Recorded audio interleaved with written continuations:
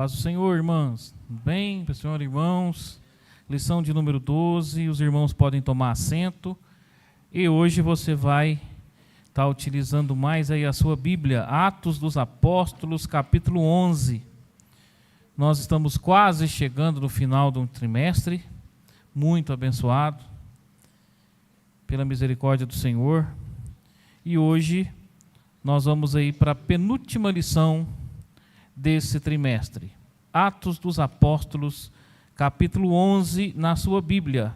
E quem tem a sua revista, vai abrir aí na lição de número 12. Pode abrir a sua revista aí na lição de número 12. Nós vamos fazer a leitura inicial e darmos início a essa lição. Lição de número 12, o tema dela é o caráter missionário da Igreja de Jerusalém. O caráter missionário da Igreja de Jerusalém. O texto áureo está em Atos capítulo 11, versículo 20. Quem não tem a revista, Atos dos Apóstolos, capítulo 11, versículo 20. Diz assim a palavra do Senhor. E havia entre eles alguns varões de Chipre e de Cirene, os quais, entrando em Antioquia, falaram aos gregos, anunciando o Senhor Jesus. A verdade prática diz: faz parte da missão da igreja a evangelização dos povos não alcançados. Vou repetir. Faz parte da missão da igreja a evangelização de povos não alcançados. Agora, todos de pé. Atos dos Apóstolos, capítulo 11, versículo 19 ao versículo 30. Atos 11, 19 ao 30. Eu vou ler o primeiro versículo e, assim como de costume, nós vamos fazer uma leitura compartilhada.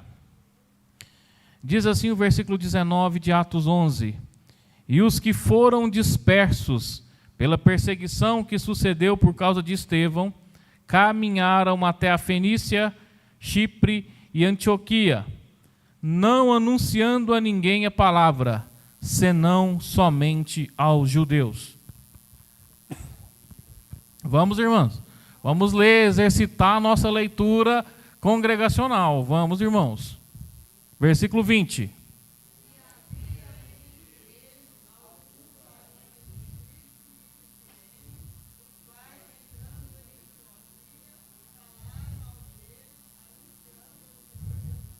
E a mão do Senhor era com eles, e grande número creu e se converteu ao Senhor. E chegou a fama dessas coisas. Perdão, irmãos. E a mão do Senhor era com eles, e grande número creu e se converteu ao Senhor.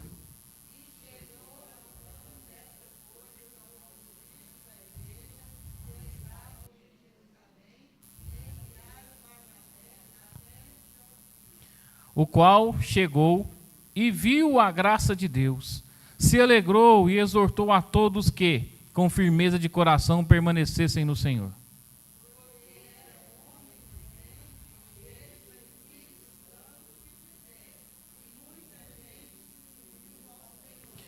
E partiu Barnabé para Tarso a buscar Saulo, e, achando-o, conduziu para Antioquia.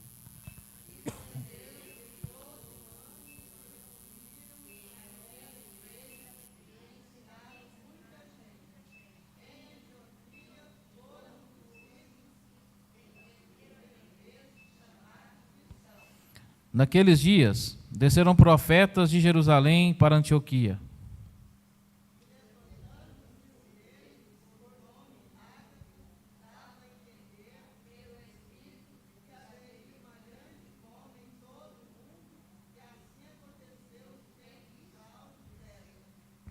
E os discípulos determinaram mandar cada um conforme o que pudesse socorro aos irmãos que habitavam na Judéia.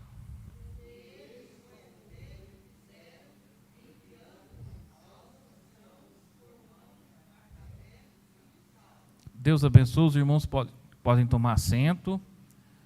Irmã Lair, de onde a senhora está aí, faz uma oração, por favor.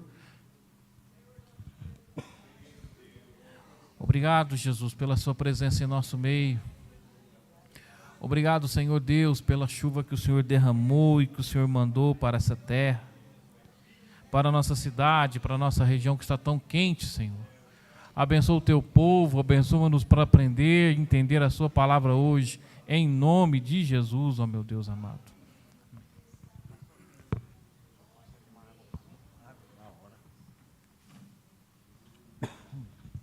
Meus irmãos, dando sequência à expansão da igreja, conforme era a promessa do nosso Senhor e Salvador Jesus Cristo em Atos capítulo 2, recebereis o poder ao descer sobre vós o Espírito Santo. Ser-me-eis testemunhas, tanto em Jerusalém, como na Judéia, em Samaria e até os confins da terra. Então, essa promessa que veio ali se cumpriu. Se cumpriu no dia de Pentecostes. Os irmãos lembram bem o panorama de toda a lição que eu pude trazer para os irmãos na lição passada, até nós chegarmos no episódio de um grande milagre, que é a salvação de almas, a salvação de vidas. E o Senhor demonstrando ao apóstolo líder da igreja de Jerusalém, Pedro, que era aquele judeu totalmente fiel mesmo às suas regras e práticas judaicas, ele entender que o Senhor não faz acepção de pessoas e pregar o evangelho àqueles homens, àquelas mulheres, e muitos serem salvos pela misericórdia e presença do Senhor. Muito obrigado.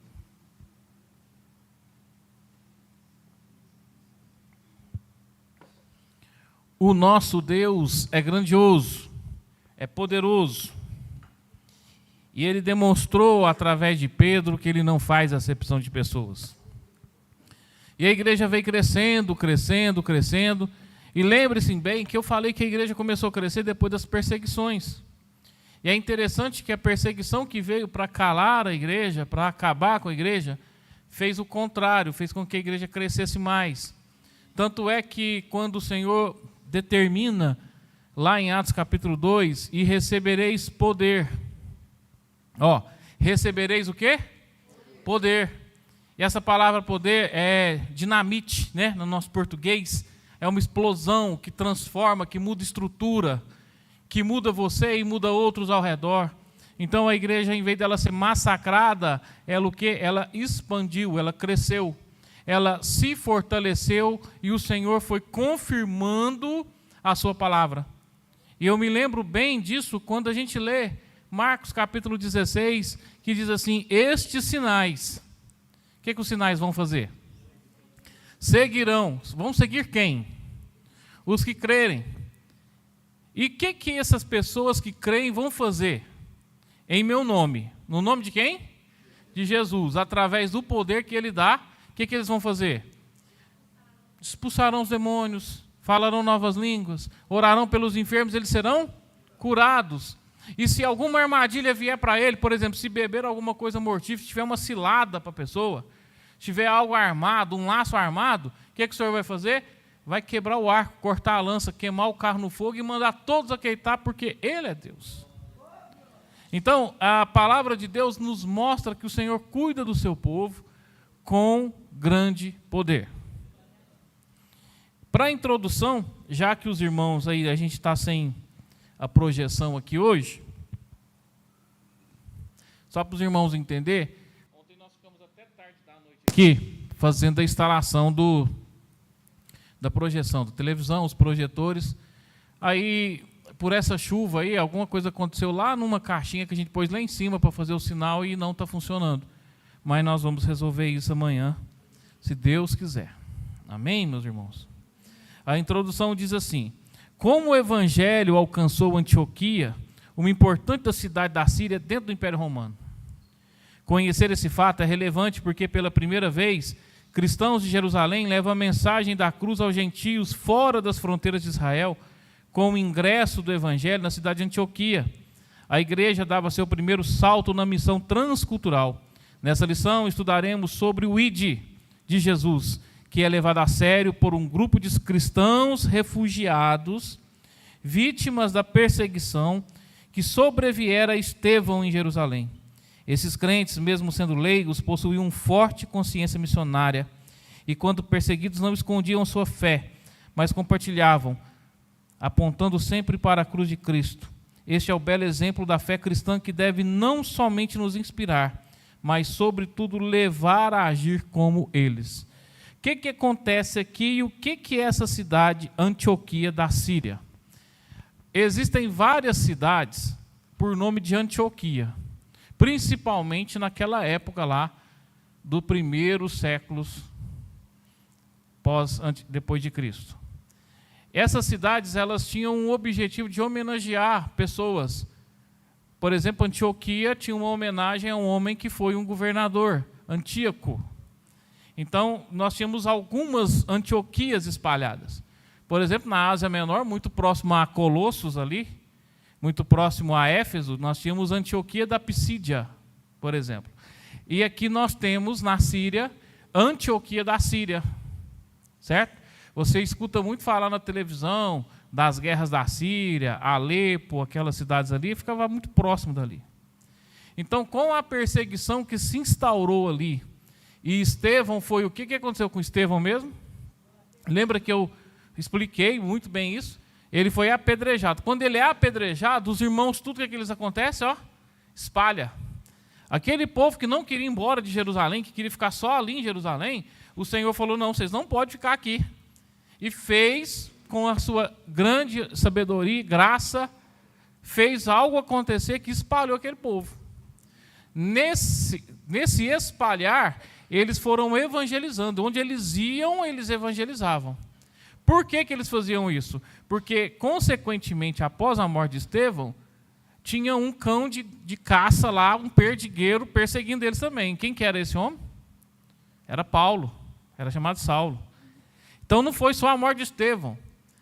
Arrumaram um homem lá chamado Saulo, um perdigueiro mesmo, e ele começou a perseguir os cristãos.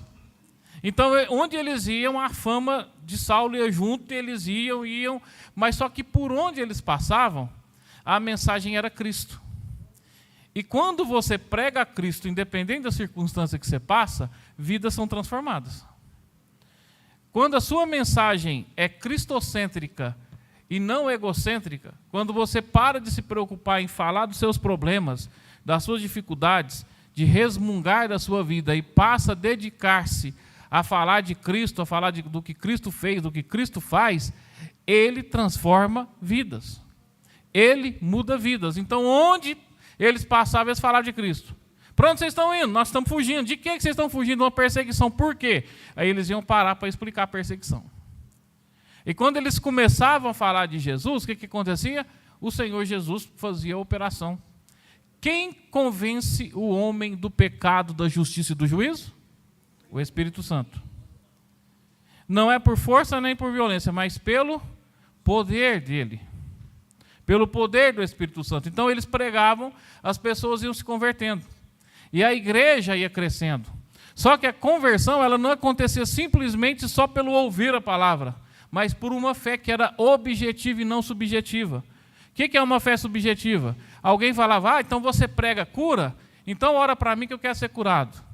Aí eu orava, não, você foi curado. A pessoa chegava em casa, continuava sentindo os mesmos problemas, os mesmos sintomas e morria da enfermidade. Isso é uma fé subjetiva. A fé objetiva era, tem enfermo? Os enfermos viam, eram curados. As pessoas eram libertas. Milagres aconteciam. A fé era objetiva e operosa. A igreja ia crescendo mediante a esse objetivo, a essa operosidade da fé em cada um. A igreja ia crescendo de tal forma que ela alcançou uma proporção muito grande. E ela se espalhou. E nesse espalhar, aí há a conversão de Paulo nesse intermédio. Não é citado aqui na nossa lição de hoje, mas aí Paulo se converte. E na conversão de Paulo, que foi um processo difícil para ele, duro para ele, aparece uma pessoa para ajudá-lo a inserir ele no meio da congregação. Porque agora você vai pegar um perdigueiro, um leão que nos perseguia, e esse leão agora não é um leão mais, ele se transformou em alguém do seu meio. E você vai ter que colocar essa pessoa no seu meio aqui. E a Bíblia diz que um homem chamado Barnabé, ou Barsabás, né, como diz a Bíblia, que era chamado de filho da consolação. Convence ali, conversa e traz Paulo para o meio deles, e esse se converte de verdade. E de repente Paulo é enviado para outro lugar e ele fica algum tempo, não dá tempo de falar isso aqui, e de repente chega no ouvido lá dos apóstolos em Jerusalém, da liderança da igreja, dos colunas da igreja. Quem era chamado de coluna da igreja ali? Pedro, Tiago e João. Era chamado os colunas da igreja. Chega a notícia de que tinha muita gente sendo salva na cidade de Antioquia. E precisava enviar alguém ali para ver como é que estava acontecendo, o que estava acontecendo ali. Irmãos, foca aqui comigo, deixa o irmão fazer o que ele precisa fazer. Ó. Olha aqui para mim, todo mundo aqui, deixa o irmão com a chave dele lá, com o negócio dele, tá? Olha aqui para mim, por favor, tá bom? O que precisava acontecer? Precisava acontecer de alguém ir lá e evangelizar aquele povo, de discipular aquele povo. Não adiantava só a igreja crescer, a igreja precisava ser estruturada institucionalmente. Não adianta só encher os bancos de pessoas, você precisa encher as pessoas do Espírito Santo de Deus, e ensiná-las como esse processo acontece. Aí nós teremos uma igreja que é formada de qualidade e não de quantidade. Era isso que era o objetivo dos apóstolos. Formar discípulos. E que os discípulos sejam o quê? Transformados em outros discípulos. E os sinais iam acontecendo onde quer que eles chegavam. Foi o texto que nós lemos aqui. Dando sequência na nossa lição, após a introdução, vem aqui, ó, uma igreja com consciência missionária. O que é consciência missionária? É saber que eu posso ajudar e evangelizar e desejar para o próximo aquilo que eu recebi. Eu recebi do Senhor Jesus uma grande bênção, um grande milagre, que foi ser aceito por Ele, ser salvo em Cristo Jesus. Eu quero isso para o próximo. Eu quero isso para os perdidos. Eu quero isso para outras pessoas. Aí eu vou pedir ao Senhor graça, sabedoria, e vou começar a evangelizar. Então a nossa consciência é missionária, ou seja, de pegar o que nós temos e semear em outros lugares. É fazer essa obra, é uma missão. Uma missão é algo que foi determinado para que alguém fizesse e que se espera que a pessoa faça. Certo? É o ide de Jesus. Ide por todo mundo. E o quê? Pregai. Pregai. Anunciai o evangelho.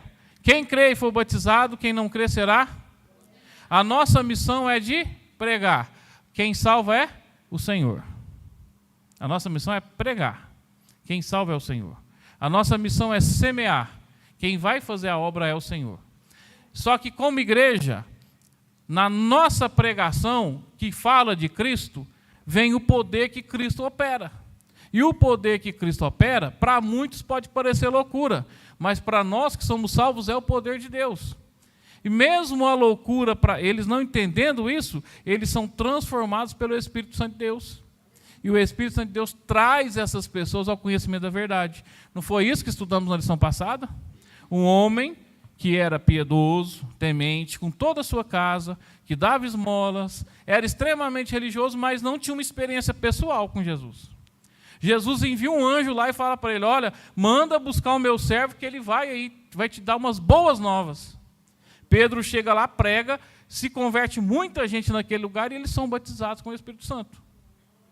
Então, ou seja, não adianta ser bom, ter fama de bom, ser piedoso. Precisamos ter o quê? Além dessas coisas, lógico, ter a salvação em Cristo Jesus, nosso Senhor.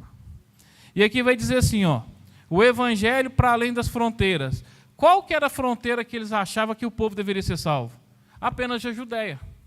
Nem a Samaria eles acreditavam muito que deveria ou que mereciam a salvação. Era a Judéia. Era um pequeno território. Mas foram além dessas fronteiras. Foram além dos territórios. Tanto é que nos atingiu. E eu e você fomos atingidos pela essa graça misericordiosa dada por Cristo Jesus.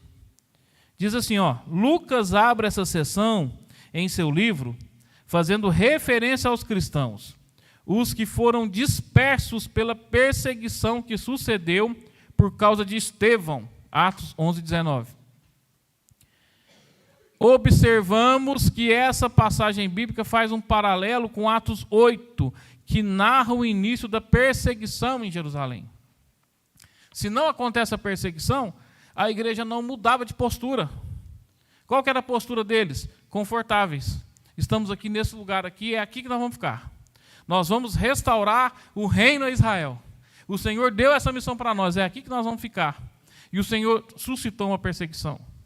Então, muitas das vezes, quando a perseguição vier, pode saber que o Senhor quer ampliar os nossos horizontes para que entendamos que quem faz a obra é Ele. O dono da obra é Ele. O dono da circunstância é Ele. A perseguição, muitas das vezes, vem nos atingir, nos fazer sofrer, mas quando o Senhor abre o nosso entendimento, nós sabemos que Ele está no controle de todas essas coisas. Ele sabe o que Ele está fazendo. E nós temos que pedir ao Senhor olhos espirituais para olhar e falar assim, não, o Senhor está nesse negócio. Lembra de Jacó, todo desesperado, todo inquieto pela situação que havia, e sofrendo uma perseguição agora, que podia culminar na sua morte, se deita, dorme e sonha com anjos descendo e subindo. Sonha com o céu. Quando ele acorda, fala assim, o Senhor está nesse lugar e eu não sabia. O que ele quer dizer?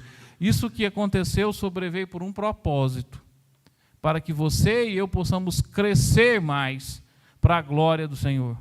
Jó passa todas aquelas situações terríveis, e no final de tudo, quando Deus não responde, mas faz perguntas, aí ele se revela a ele fala assim, antes eu ouvia falar com os meus ouvidos, mas agora os meus olhos te veem. Ou seja, eu tenho agora uma experiência pessoal. Então o Senhor queria uma experiência pessoal com essa igreja, com esse povo, e espalhou eles. E não só espalhou eles, aí mudou na esfera política e de poder do Império Romano, há uma transição de imperadores ali.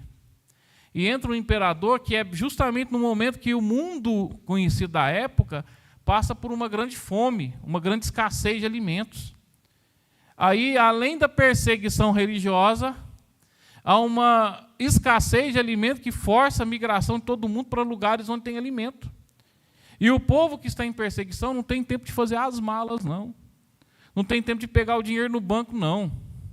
Eles vão com o que tem. E chega nos lugares, eles estão sem alimento. Chega a notícia que aquele povo está passando dificuldade. Há de comum acordo entre os irmãos, espalhados, juntar suas ofertas, o seu dinheiro, mesmo tendo pouco, eles estão em perseguição, eu tenho pouca coisa, mas nossos irmãos lá em Jerusalém, na Judéia, estão passando fome, vamos mandar para eles lá.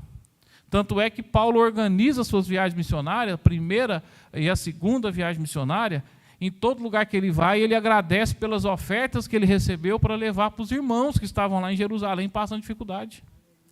Então, além da igreja ser missionária e ganhar almas, a igreja passa seus problemas domésticos, seus problemas de privação, mas nunca deixa de ajudar o próximo. Nunca deixa de abençoar a vida do outro quando assim pode ser feito. E quando não pode ser feito, junto aqui, não, vamos fazer uma coisa aqui para ajudar o nosso irmão, uma ação aqui, nós precisamos disso. E a igreja faz isso. Isso é a igreja. Porque é corpo, irmãos. Quem padece, padece conosco no corpo, e o corpo padece, sente aquilo. Qual o tamanho do seu dente em comparação ao seu corpo? Não é pequenininho? Mais um dente doendo. Te incomoda ou não te incomoda? Muito ou pouco? Tira a sua paz ou não tira? Não tira? Te deixa quase louco, né? Quase fica doido com uma dor de dente, mas o dente é pequenininho, né? Então é assim, o corpo sofre, e a igreja se une ali para poder ajudar uns aos outros. E isso se chama missão. Quando a gente faz a obra missionária, o objetivo da obra missionária, quando você vê aqui recolhimento de ofertas, carnê do semear, culto, junta para levar os outros, irmãos, não é só para construir igreja, não. Construir igreja é quando tem o povo para congregar nessa igreja. Até construir a igreja, os cultos são feitos na casa de alguém, e essa pessoa se converte. Aí começa a receber o povo. Aí quando você começa a receber o povo, cada um tem seus problemas. Cada um tem suas dificuldades. E a palavra precisa ser pregada. E a ação de pregar a palavra também é de alimentar o corpo físico. Cuidar do corpo físico. Ajudar as pessoas. Então, obra missionária não é fácil. E essa igreja aqui, nas suas primeiras obras missionárias, viu isso. E além de ser uma igreja perseguida, tinha que devolver alimento para a igreja mãe lá de Jerusalém e ajudar aqueles irmãos que estavam passando necessidade. Então fala aqui, ó, cristãos dispersados, mas conscientes da sua missão. Aí quando eles chegam nessa cidade, que é chamada Antioquia da Síria, Barnabé chega lá, só para vocês terem uma ideia, Antioquia da Síria naquela época do primeiro século tinha mais ou menos 400 mil pessoas. Nós estamos falando de 2025 anos atrás. Era muito ou pouca gente? Araguari tem 120 mil pessoas. Já é uma cidade, uma proporção média. A cidade aí tinha 350 a 400 mil pessoas naquela época. E quando os irmãos começam a pregar ali, evangelizar ali, o Senhor começa a fazer maravilhas ali. E de repente Barnabé busca Paulo, e Paulo vai para lá também, eles pregam lá. As pessoas se convertem, o Senhor começa a fazer maravilhas, milagres, transformar vidas. Aí, sabe, os descrentes, eles veem os irmãos fazendo maravilhas, milagres, operando e pregando. Aí alguém pergunta, quem que é esse povo aí? Ah, esse povo aí? Você lembra de uma história que a gente ouvia falar, que aconteceu lá em Israel, em Jerusalém, de crucificar uma pessoa lá que se dizia o Messias? Sim, lembro. Pois é, ele se chamava Cristo. Esses aí são seguidores deles. Ah, então são cristãos. Para nós, ótimo ser chamado de cristão. Naquela época era pejorativo. Era como se fosse um cristãozinho, ou seja, um semelhante àquele que morreu. E graças a Deus, o Senhor nos faz semelhante a Ele. Mas naquela época ser chamado de cristão era pejorativo para eles, era uma zombaria. Não, é uns cristãos, isso aí logo passa. Que passa, irmãos. Passará os céus e a terra, mas a palavra do Senhor permanece. E a igreja se solidificou e naquele lugar, na Antioquia da Síria, Lucas mesmo vai dizer, foi a primeira vez que os irmãos foram chamados de cristãos. Pegou o nome. Se fosse hoje, não ia falar pegou, né? Ia falar viralizou, né? Não é assim que fala? Viralizou. Não, mas pegou. Pegou o nome, cristão. Onde se olhava cristão, cristão, cristão, e de repente começou a se espalhar. E até então a igreja não sofria perseguição do Império Romano. Não existia uma perseguição aqui do Império Romano contra os irmãos, não. Não existia ninguém do Império pegando alguém, prendendo e matando as pessoas. Isso ainda não estava acontecendo. O Império Romano passa a perseguir a igreja somente no ano 60, ali mais ou menos, quando Nero põe fogo em Roma e culpa os cristãos por esse incêndio. Aí eles começam a ser perseguidos pelo Império, é diferente.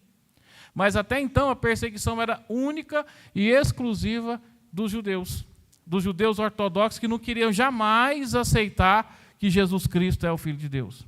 Incitava contra eles outros. Aí onde o evangelho chegava, as trevas saíam, os demônios fugiam, a luz vinha, a feitiçaria caía, as magias caíam, a corrupção caía, a ambição, glutonarias, fornicações caía, prostituição caía, aí o povo ficava o quê? Arredio. E muitos usados pelo adversário vinha contra esses nossos irmãos. Mas a igreja venceu isso. A igreja superou isso. E os irmãos eram lançados às feras, lançados nos calabouços, ainda não pelo império, mas por aquelas pessoas. Quem tinha poder tentava lá perseguir e matar os irmãos. E os judeus não tinham piedade nesse momento. Eles arrastavam as pessoas, prendiam as pessoas, julgavam as pessoas, condenavam na pena capital de morte deles, que era o apedrejamento. E aqui vai dizer cristãos leigos, mais capacitados pelo Espírito. Aqui está dizendo o seguinte, Lucas destaca que dentre esses cristãos havia alguns que levaram o evangelho para Antioquia, capital da Síria, uma cidade cosmopolita, que eu acabei de dizer que é muito grande, uma das 3 cidades mais importantes do Império Romano. O texto deixa claro que foram esses cristãos comuns, os fundadores da igreja de Antioquia, uma das mais relevantes e importantes do Novo Testamento. Eram cristãos anônimos, leigos, eles não são contados entre os apóstolos, não são nem diáconos, eram membros, mas eram pessoas que foram tão cheias do Espírito Santo, que não cabia dentro dele, ele queria dar para o outro. Quando nós somos cheios do Espírito Santo e ele transborda, não tem como você conter aquilo que transborda. O que transborda vai sair. E você está tão cheio daquilo que você quer encher outra pessoa daquilo. Então eles usavam daquilo que eles tinham e começavam a pregar. E o Senhor honrava a pregação deles. E a igreja cada dia era crescida de mais e mais membros. Olha o que nós fazemos. O que a nossa igreja faz. Ah, mas a nossa igreja não faz isso, irmãos. Na verdade, ao invés de eu reclamar que a igreja não faz, por que eu não posso pegar e lançar a mão no arado e ajudar quem está fazendo a ser melhor? A fazer também. Ah, a igreja não evangeliza. Pelo contrário, se você sair aí nas cidades aí, sábado, ou mesmo dia de semana, você vai ver irmãos dessa igreja aqui evangelizando nos semáforos. Você vai ver sábado muitas igrejas evangelizando no centro da cidade. Você vai ver ações sociais feitas onde você nunca poderia imaginar que está acontecendo.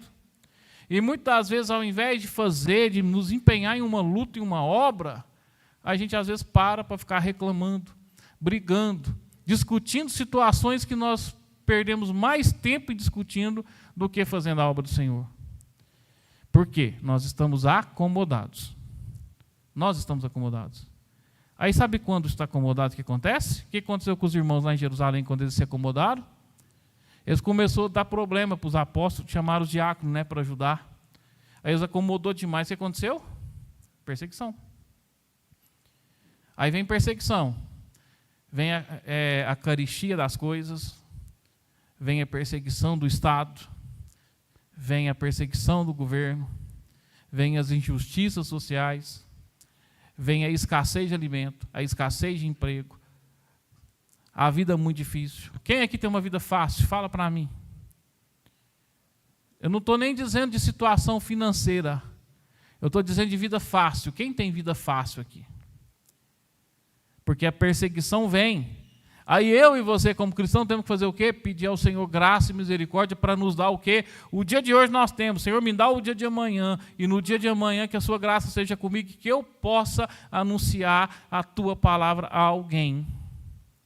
Porque é a nossa missão. E a perseguição vem para fazer o quê? Com que a igreja dá uma saculejada e acorda. Acorda, ó Israel. Desperta, tu que dormes. Não é assim que fala a palavra do Senhor?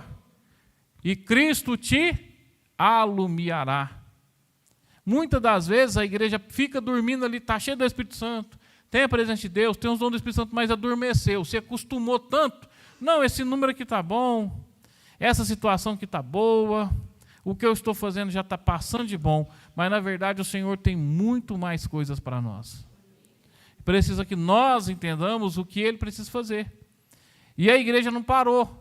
Os irmãos ali daquela cidade de Antioquia, leigos, não tinha pastor Daniel, não tinha pastor lá. Quando chega em Jerusalém a notícia, olha, a igreja lá está crescendo. Oh, mas quem que está lá de pastor? Não tem pastor. Não. Barnabé, você vai lá? Vou. Você quer ir alguém com você? Não, eu já sei quem que eu vou levar. Quem que você vai levar? Não, já que vocês não querem Paulo aqui, perto de vocês estão com medo dele, mandou ele embora, eu vou atrás dele, ele vai comigo. Ah, então tá bom, então vai lá. E assim ele fez. Foi atrás de Paulo, Paulo foi com ele. Ainda era Saulo. E lá eles ficaram, pregaram, estruturaram aquela igreja. Aquela igreja cresceu, se firmou no Evangelho, se firmou na palavra.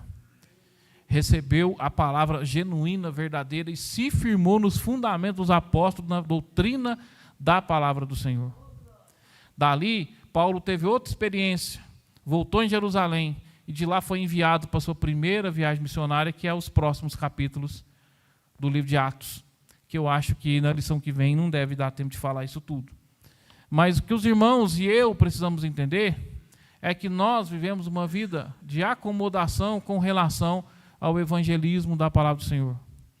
Eu fico vendo E às vezes até sinto vergonha das ações que eu deveria estar fazendo e não estou fazendo.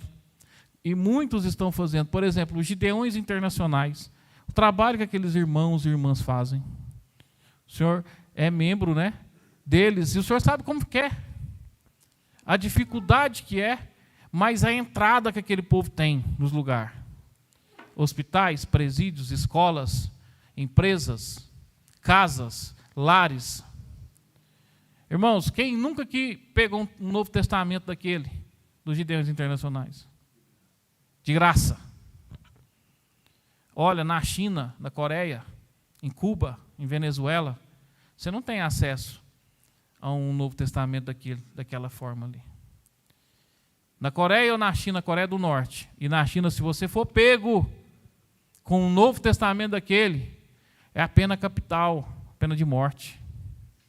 E ninguém fica sabendo que você morreu. A sua família ainda recebe uma fatura para ser paga da bala que gastou para te matar. Por causa de um Novo Testamento. E aqui, as pessoas deixam empoeirado, jogado, não leem, não faz esforço de compartilhar aquilo com alguém. Isso deveria fazer a gente sentir vergonha de saber que nós temos tanta liberdade para pregar o Evangelho, mas tanta comodidade e letargia em fazer o que precisa ser feito. Mas nós temos vigor e força, muitas das vezes, para brigar e discutir por coisas tão corriqueiras do dia a dia nas igrejas. Situações tão pequenas, irmãos, que nós embaraçamos. O apóstolo Paulo vai falar sobre isso. Irmãos, larga esses embaraços, essas coisas que ficam te pegando aí no seu pé aí, e esquece dessas coisas. Pisa nessas coisas. Olha para Cristo, anda para Cristo, caminha para Cristo, faz a obra. Aí as pessoas falam assim: não, mas você não pode olhar para o fulano, você tem que olhar para Jesus. Não, irmãos, é o contrário.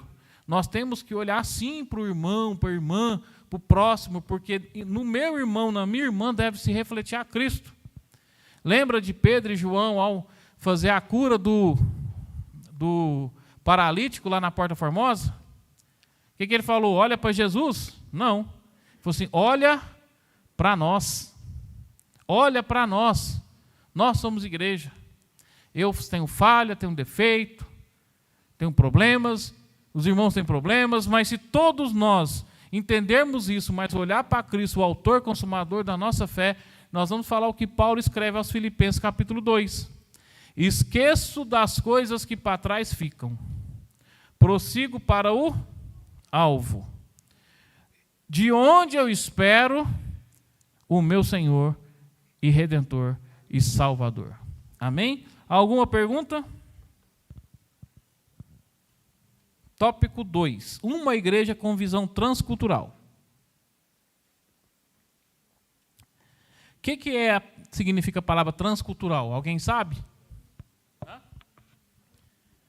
que é transcultural? É sair da cultura que eu tenho para outra cultura. É entender que existem pessoas com culturas diferentes. O nosso país, do tamanho que é, um país de proporção continental, nós temos aqui situações que são transculturais. Nós temos, por mais que sejamos todos brasileiros, nós temos culturas e costumes diferentes de estado para estado, de região para região, comidas típicas diferentes de cada lugar, costumes, linguajar diferente, posturas e condutas diferentes de locais.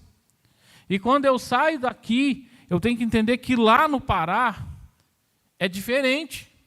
Eu posso ser tratado diferente, eu não posso não ser tratado do mesmo jeito.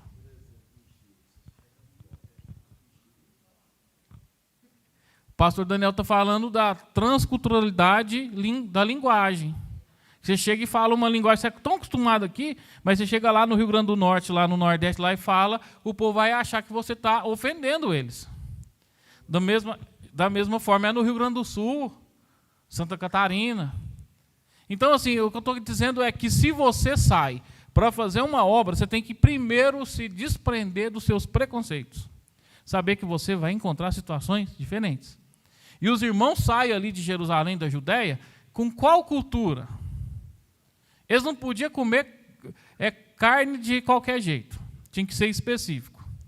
Aí ele vai lá para a Síria, primeira coisa que ele vê é um leitão ou um porco de 100 quilos em cima de uma mesa de madeira, um homem cortando ele e fritando e comendo Juninho, o torresmo. O que aquilo ali era para um judeu, irmão? Queria matar ele. Hã? Aí ele virava para o lado, tinha alguém descarnando ali uma ave ali e cozinhando a carne dela no meio do sangue. O que aquilo ali era para ele? Escândalo. Deu a hora do culto, o que comeu o porco, o que comeu o sangue, estava lá no culto junto com ele. E aí? E aí? Como é que faz isso aqui? Então ele tinha que se desprender disso e entender que Cristo é um em todos e que não há acepção de pessoas. E lembrar do que Jesus disse uma vez: o que mata o homem não é o que ele come, mas sim as formulações do seu pensamento e as intenções do seu coração que faz com que ele cometa pecado. Então ele tinha que quebrar esse estereótipo e começar a pregar sabendo que era Cristo Jesus que salvava aquela pessoa. E entender que as culturas ali são diferentes. E olha que nós estamos falando de uma coisa assim tão simples que é o alimento. Mas o judeu tinha uma regra dietética instituída lá nos padrões mosaicos, lá para atravessar um deserto, totalmente rígida. E não era qualquer coisa que poderia ser nem colocado na frente dele, ele não podia aceitar. E ao pregar essas pessoas, ele tinha que aceitar aquilo, porque aquilo ali não feria a cruz de Cristo. O que fere a cruz de Cristo, na verdade, o que fere a Cristo é o pecado. E o que fere a Cristo é o pecado porque ele tomou sobre si as nossas dores. Aí o cristão faz essa missão transcultural, entendendo aquilo, entendendo o linguajar, entendendo o que ele pode fazer, o que ele pode falar, qual o costume que ele deve fazer. Por exemplo, quando Paulo entra na cidade de Corinto, que é uma missão transcultural, que é uma cidade muito importante, translitorânea, ele vai aplicar uma doutrina específica para aqueles irmãos. Específica. Era única e exclusiva deles. Eu não posso simplesmente me achar no direito de pegar e implantar para mim, porque aquilo é específico deles. Mas ele, com grande sabedoria, fala assim: um come de tudo, outro só come legumes. Para um, tudo é lícito. Mas todas as coisas também me são lícitas, mas nem todas me convêm. Olha a sabedoria desse homem. Aí ele vai dizer o seguinte: olha, mulher, é bom você ter o cabelo crescido. Não era uma regra absoluta geral, ele estava dizendo especificamente por causa de uma situação que ocorria na cultura daquele povo, daquela cidade.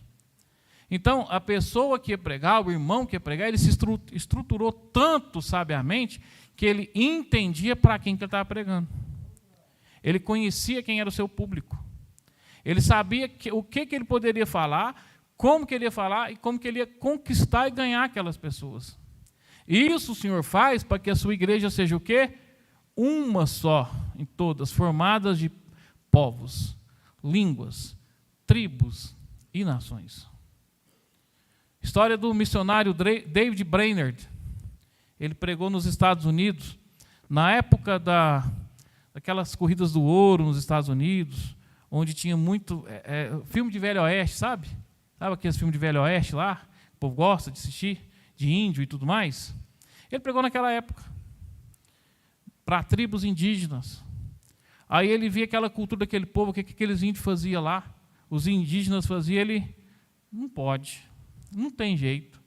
Mas ele amou tanto aquele povo que ele pregou ali e morreu ali, pregando o evangelho, e ganhou muitos e muitos para o nosso Senhor.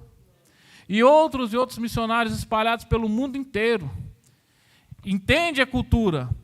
Presta atenção, você não vai se moldar àquele padrão. Você vai entender aquele padrão e o Senhor vai dar sabedoria e você vai pregar o evangelho de uma forma que aquela pessoa entenda e que ela se converta. O que for puro e agradável ao Senhor permanece, o que não for cai por terra. Tem coisas na nossa cultura que não são convenientes para nós. Não é porque é cultural que eu devo aceitar, mas eu tenho que ter sabedoria para me entender que quem vai tirar isso é o Espírito Santo de Deus, e o Senhor tira, irmãos.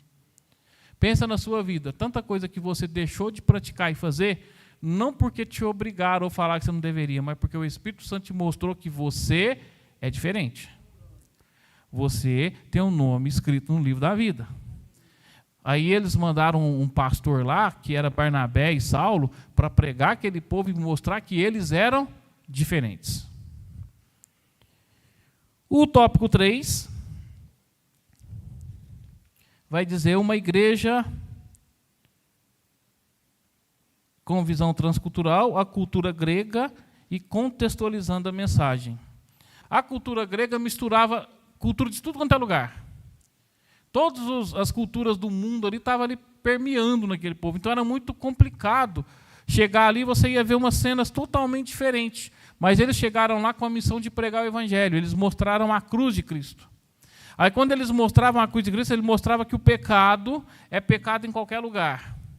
E eles mostravam tanto o pecado, a situação do pecado e a urgência da salvação em Cristo Jesus, que aquelas pessoas se sentiam comprometidas a abandonar suas práticas e ações erradas e abraçar a Jesus.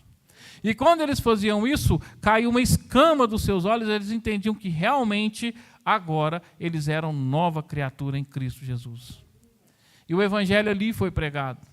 E numa cidade enorme, estou dizendo para os irmãos, uma cidade naquela época de quase 400 mil pessoas. É nesse lugar, cheio de gente de tudo quanto é lugar do mundo conhecido da época, que o Senhor Deus fez uma grande obra e manifestou o seu poder. A última parte aqui, podemos ver aqui o exemplo de como os primeiros cristãos adaptavam a mensagem ao contexto em que estavam. Lucas nos conta que ele anunciava o evangelho do Senhor Jesus. O texto é curto e direto, mas esses cristãos estavam pregando para pessoas que não eram judias. Isto significa dizer que eles não podiam simplesmente usar o Antigo Testamento para provar que Jesus era o Messias, porque isso não faria sentido para aquele público, diferente dos judeus e samaritanos que já esperavam o Messias. Além disso, esses cristãos também não mencionavam costumes judaicos, como a circuncisão. Em vez de enfatizar que Jesus era o Messias, eles destacavam que Ele é o Senhor. Ou seja, Ele é o Senhor, Ele é o Filho de Deus, Ele é o transformador de todas as pessoas. Ele muda vidas. Ele transforma vidas. O Senhor Jesus é o único que tem a capacidade e a especialidade de olhar para o meu e o seu pecado e tocar no nosso pecado, perdoar o nosso pecado, mudar a nossa estrutura e nos curar e nos salvar. Ele é o único que pode fazer isso. Ele é o único que pode mudar a nossa vida de verdade, transformar a nossa vida, fazer de nós uma nova criatura em Cristo Jesus, nosso Senhor. Para quê? Para ficarmos acomodados e quietos? Não. O Senhor Jesus nos deu uma ordem: brilhe a vossa luz. Brilhe a vossa luz diante dos homens, para que vejam as vossas boas obras e glorifique a vosso Pai que está no céu. Ou seja, a pessoa olha para mim, para você, ela tem que ver o quê? Algo diferente. Algo que chame a atenção dela para perguntar: você é cristão ou você é crente? Ou o que tem de tão especial em você e você ter uma abertura de pregar o evangelho? Às vezes tem vergonha de falar, mas você só precisa de uma abertura, e você tendo essa abertura, você fala do amor de Jesus, da palavra do Senhor Jesus, e a pessoa entende e é recebida pelo Senhor Jesus, com o nome escrito no livro da vida e do Cordeiro. Conclusão da nossa lição. Antes da conclusão, uma igreja que forma discípulos. A base do discipulado e denominados cristãos. Isso aí eu já falei. Só resumindo aqui, irmãos, o discipulado é algo muito importante. Aqui acontece às segundas-feiras. O discipulado ele serve para falar abertamente para você que compromisso que você está fazendo. E o que esse compromisso vai fazer com a sua vida. Ele vai mostrar como você deve se portar, andar, ter uma vida mais regrada, para mostrar que o Senhor Jesus é o Senhor da sua vida. Irmãos, nós vivemos num mundo que jaz no maligno. E a permissividade e o relativismo está grande. A sexualidade tem invadido de forma tremenda. E quando eu falo sexualidade desordenada, porque a sexualidade em si é algo natural, ou seja, os gêneros masculino e feminino.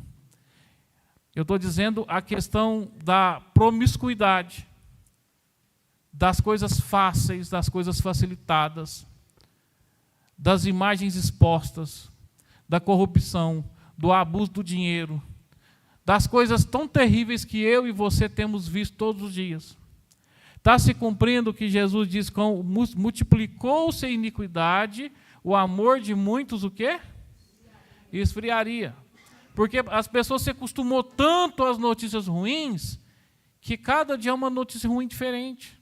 Você liga o jornal, pode computar aí na sua mente, aí fazer uma conta, quantas notícias ruins vão ser dadas e quantas boas serão.